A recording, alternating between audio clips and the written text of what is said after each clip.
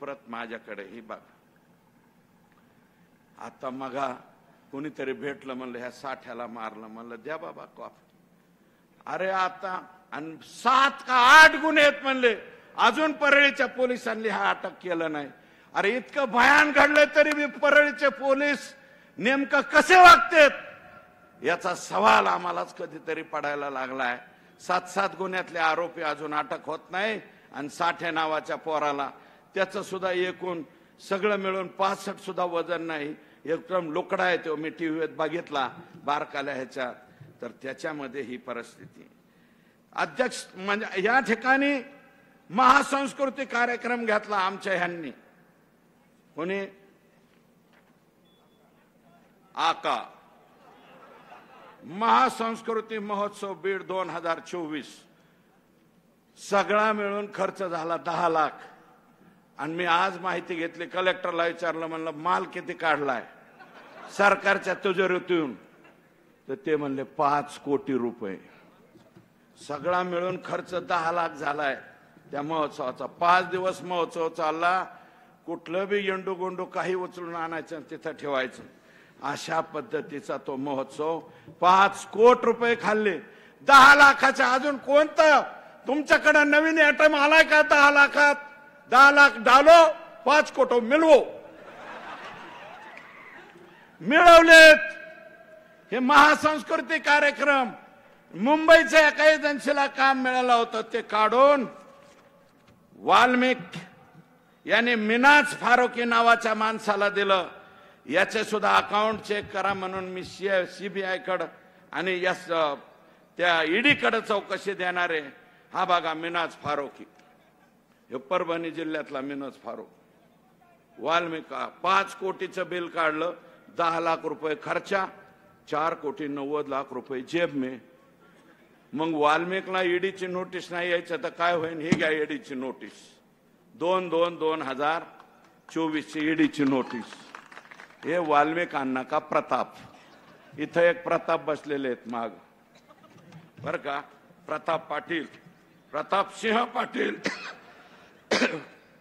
हे माल कमावणार सिंह वाल्मिक अण्णा असं यांचं नाव इथं ठेवावं लागेल. या ठिकाणी पाकिस्तानातून तस्करी झाली. गुजरातमध्ये 60 कोटींचं 173 किलो ड्रग पकडलं. आणि एक बातमी आहे दिव्य मराठीची 8 महिन्यापूर्वीची बर का, ही काढून आणली मी, तुम्हाला सुद्धा टाकतो. तुमच्या खासदार ओमराजेंना टाकतो, आमदार आमचे राणादादा असतील, स्वामी साहेब असतील, सावंत साहेब आले नाही, त्यांचं स्वतःचं ऑपरेशन आहे. मला वाटतं त्यांचा पुतण्या का कोणतरी आलेला आहे, पण त्यांचं ॲक्च्युअल हार्टचं ऑपरेशन तिथे आहे, त्याच्यामुळे ते आलेले नाहीत. मला स्वतः तर ते बोलले यांना असं असं परिस्थिती आहे.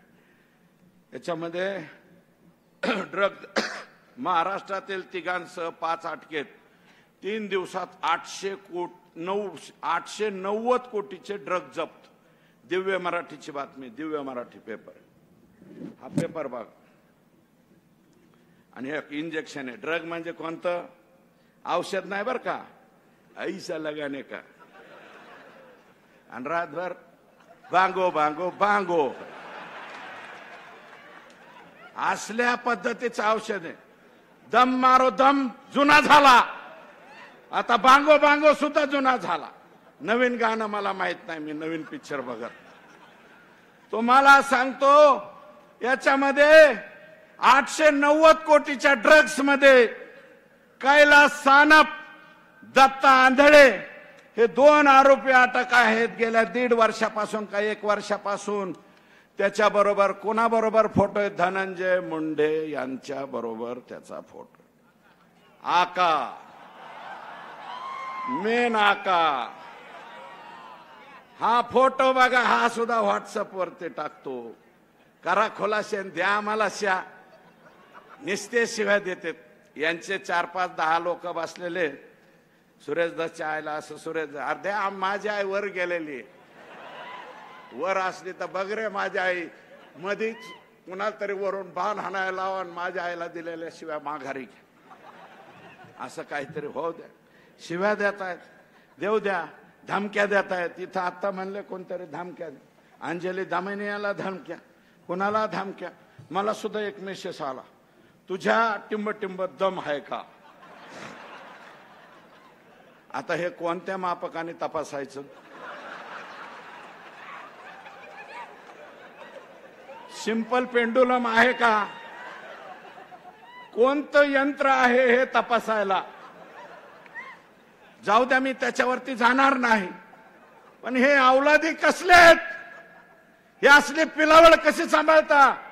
अरे आमच्यात दम आहे का, आहे ना, म्हणूनच बोलतोय ना.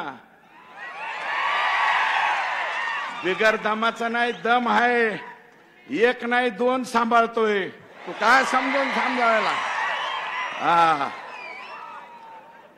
दोन्हीला 3 लेकर आहेत, तू नको सांगू मला.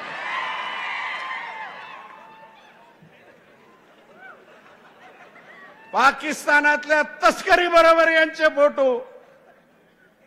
सारंगी महाजन काय म्हणाल्या काल परवा, तिचा नवरा कसला बी असू द्या, पण सारंगी महाजनने काय चूक केली. सारंगी महाजन काय म्हणाल्या ते सुद्धा ऐक. तरी सुद्धा आमचे दादा म्हणते धोरण वयही त्याचा संबंध नाही, असं दादा. सुनेत्रा वहिनींच्या गावातून बोलतो दादा, पद्मसिंह पाटलांच्या गावातून बोलतो, पवनराजेंच्या गावातून बोलतो दादा. तुमचं नातं आहे इथं, तुम्ही आमचे जावई आहात. सुनेत्राताई आमच्या भगिनी आहेत, बहीण आहे बर का. माझी विनंती आहे दादा, याला काढा राव. याच्या जागेवर काहिंदेला द्या ना, ती काहिंदे निवडून आलाय ना. शिंदखेड राजाचा उद्या आम्ही जाणार आहोत.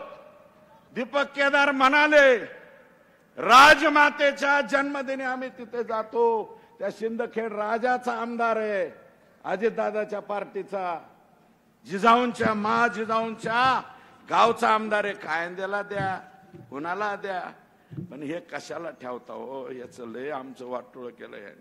माणसं मारायला लागलाय हो, दुपारून माणूस मारलाय, पुन्हा ह्याला सत्य ठेवा म्हणजे दिवस उगताच मारीन. किती वाईट आहे.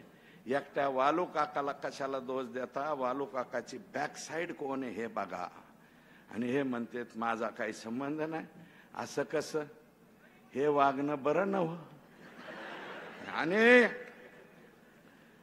अरेच ओमराजेंना विचारा, त्यांची सासरवाडी आमच्याकडेच. डॉक्टर देशमुख INTच्या घरातली आमची मुलगी, मला माहिती आहे, आमचे जावई आहेत ते. आम्ही बी त्यांच्या लग्नात सतरंजा उचलायला होतो. MT नानाचं असल्यामुळं बरं का, कारण त्यांचं आमचे घरगुती संबंध, त्या फॅमिलीचे. मुंडे साहेबाबरोबर घरगुती संबंध राहिलेली ही देशमुख फॅमिली कुठे आहे आता, कुठे. अरे माणसं उचलून नेता, पुन्हा त्यांना बी 15 लाख आणि 25 लाख द्या म्हणता. आणि हे असले वाघ आता. ओमराजे, डॉक्टर देशमुख, मला वाटतं दादा तुमचे सुद्धा पाहुणे असतील, आमच्या राणा दादांचे. हे देशमुख बर का. तर तू हसू नका, हसण्यासारखा विषय नाही. बाया माणसाची अट्रॉसिटीची केस केली डॉक्टरवरती.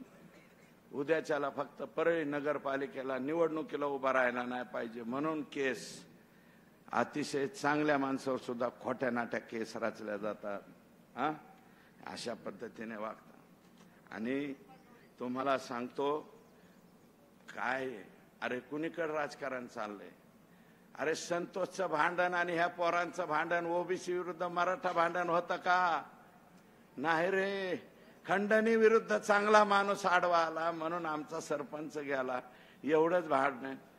अरे धायगुडे बोलले बाबा, मी जास्त नाही बोलणार. परत आम्ही बोललो की म्हणते लगेच हे जातीवाद.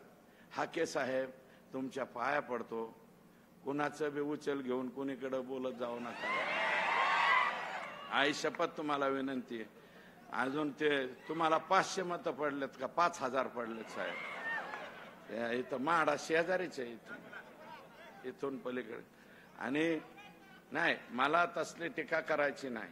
पण हाके साहेब, उचल हा शब्द जरी वेगळं वाटत असेल तर ते मी परत घेतो, पण कोणाच्या सांगण्यावर कोणाचंही काही बोलू नका, हे तुमच्या पाया पडून माझी विनंती. प्रकाश अण्णा शेंडगे तुमचे वडील फार मोठे माणूस होते. या राज्याला बरंच काही दिलंय तुमच्या वडिलांनी. सतत दुग्ध विकास खातं खूप चांगलं चालवलं.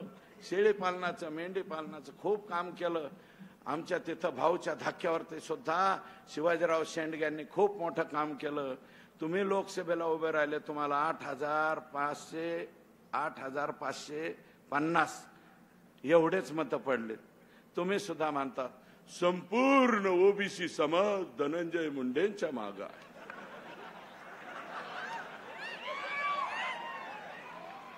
ओबीसी समाज संपूर्ण मागे, आणि हे तर कोण आहेत आता ही बस